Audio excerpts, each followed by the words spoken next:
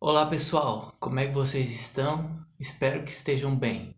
Nesse vídeo eu vou comentar que historiadores estão trazendo desinformação a respeito das enchentes no Rio Grande do Sul.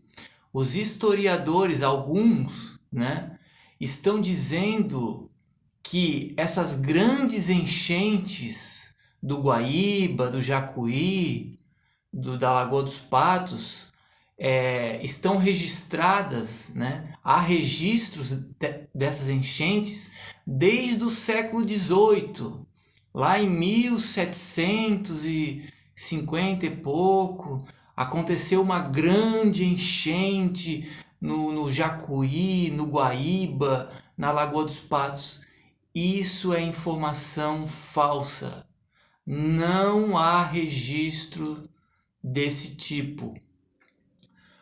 O registro mais antigo que existe de uma configuração hidrológica, de um comportamento hidrológico dessa bacia hidrográfica se elevando, tá? Esses grandes corpos hídricos que são a Lagoa dos Patos, Guaíba, Jacuí, Taquari, o registro mais antigo de elevação desses corpos hídricos é de 1873, que foi uma enchente mediana. Não foi uma enchente tão grande assim, tá? Ela sim, a de 1873, ela teve consequências, tá? Mas ela não se compara com a de 1941. Ela não se compara com essas três últimas agora. Tá? Antes das enchentes de 1873, existem registros de enchentes no Rio Grande do Sul? Sim. Desde a época do Porto dos Casais, que Porto Alegre era chamado de Porto dos Casais. Tem registro de enchentes, mas relacionadas à microdrenagem. E é aí que está o problema.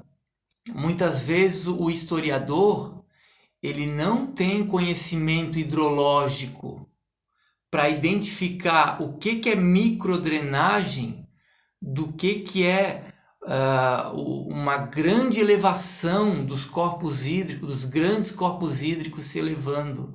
Então ele pega o registro histórico antigo, que é escasso. Esses registros eles são relatos breves. Ele lê e ali está descrevendo uma enchente e ele acha que é o Guaíba se elevando. Ele acha que é o Jacuí, ele acha que é a Lagoa dos Patos e não. É um evento de uma inundação causada por um problema de microdrenagem, que é um problema que ocorre em toda a história do Brasil, em todas as cidades. As grandes cidades brasileiras sempre tiveram esses eventos relacionados à microdrenagem e tem até hoje. Tá? O que é microdrenagem? É quando as pessoas, os pequenos vilarejos, eles começam a se formar e a se estabelecer e vão começando a modificar os pequenos rios. Eles vão começando a fazer as primeiras ruas, as primeiras pontes de madeira, pontes com cabeceira de pedra. E essas pontes começam a afunilar os pequenos arroios, os pequenos rios. Tá?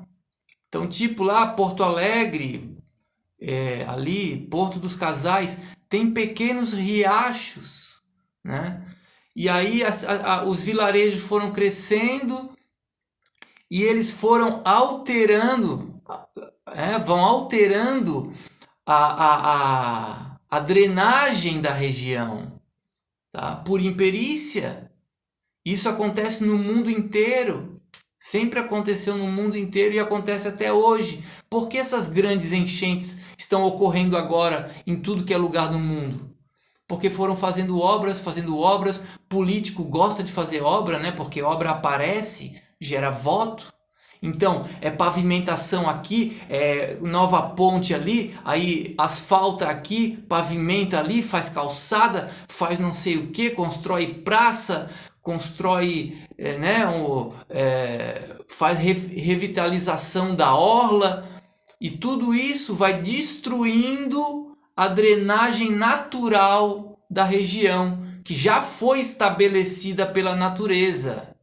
Né? No tempo da colonização, os índios não faziam cidades.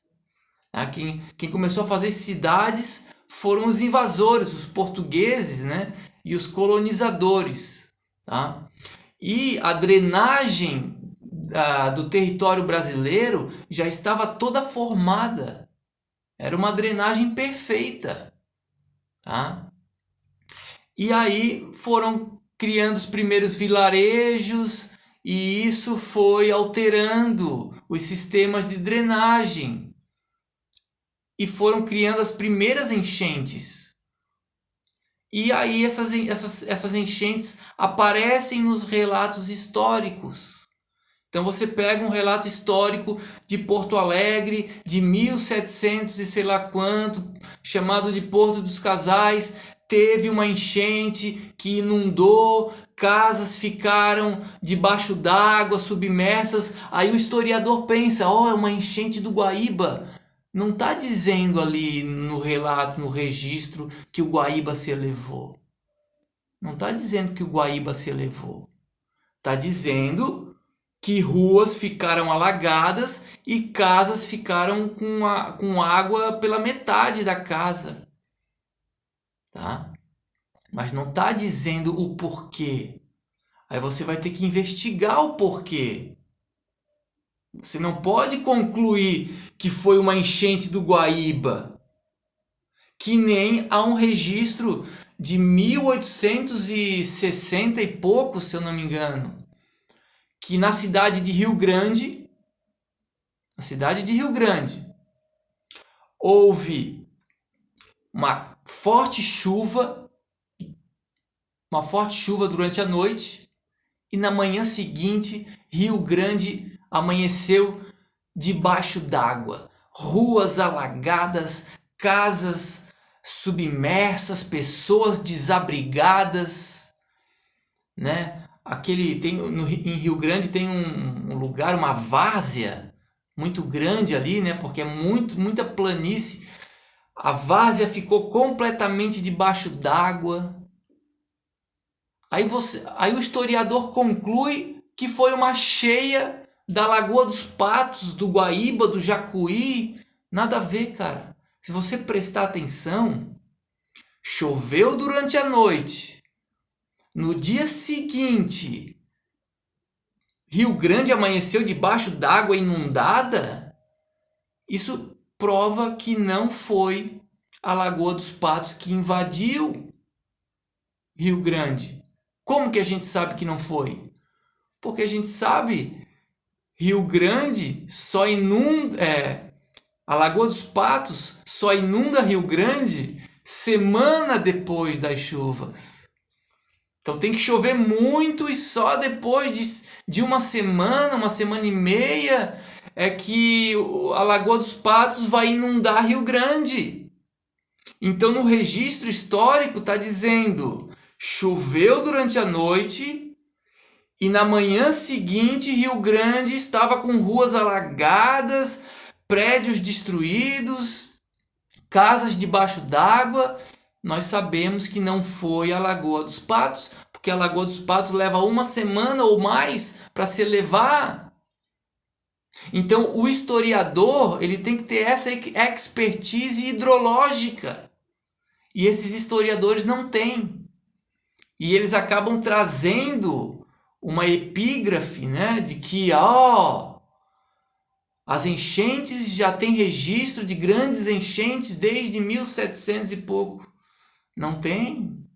A mais antiga é de 1873, que foi menor do que a de 1900 e alguma coisa, que foi menor ainda do que a de 1941. A de 1941 é a maior da história que se tem registro. E antes dela, a maior da história que se tem registro é a de 1873. Tá? Que não foi uma grande enchente comparada com o que está acontecendo hoje. Mesma coisa, os historiadores cometem erros relacionados ao Vale do Itajaí, em Santa Catarina. Eles acham que, devido a uma carta de Otto Blumenau, dizendo que o rio se elevou, aí apareceu um historiador dizendo que era o rio Itajaí-Açu. Mas na carta não está dizendo que é o rio Itajaí-Açu. Na carta está dizendo que era um rio. Pode ser um afluente do Itajaí-Açu, pode ser o Itajaí-Mirim, ou eu acredito que nem o Itajaí-Mirim era um rio menor ainda, que a carta de Otto Blumenau se referia. Então os historiadores, eles estão causando confusão. E por que eu estou falando tudo isso? Estou falando tudo isso porque é o seguinte: se ficasse pela história, pelo estudo, né, da história, ficasse confirmado que existem registros de grandes enchentes antes da construção dos moles, isso seria uma prova, um grande indício de que os moles não são a causa das enchentes, mas são. A causa das enchentes no Rio Grande do Sul é a construção dos moles, tá? Porque antes dos moles não havia enchentes, né, nesses grandes corpos hídricos. Não há registro. Mas é de 1873. Se os moles são de 1915, né, 1910. A de 1873 é como eu falo. Em 1850 e alguma coisa, se eu não me engano, foi criado o Serviço de Inspetoria e Praticagem da Barra. Eu desconfio que esse serviço fez uma tentativa de estabilização da foz antes da construção dos moles. Tá? E isso causou a enchente de 1873.